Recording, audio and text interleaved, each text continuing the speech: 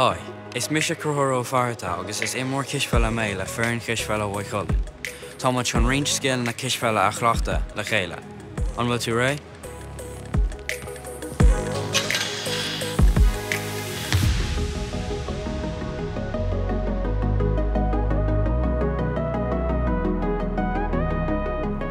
Tá sé an-tábhachtach téamh suas san níonn tú aclaíocht ar bith. Seo linn!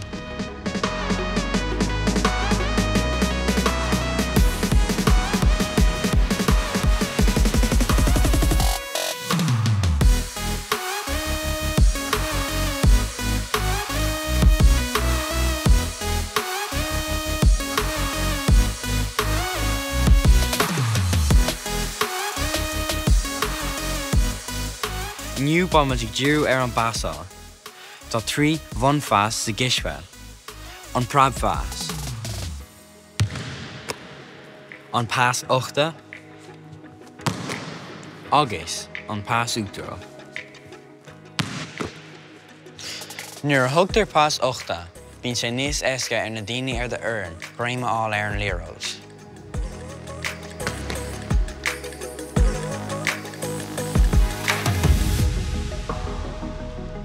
Nuair a thugtar prab feas, bíonn sé níos deacra ar an fhoireann eile an líreata á.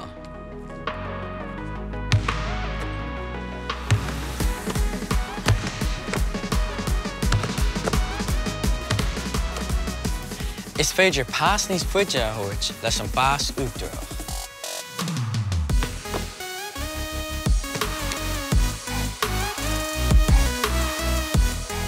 Bhí sé sin go hintach maithú. Ba an tríú sin an céadúir eile a bhaid tú ar an gcuairt Cispheile.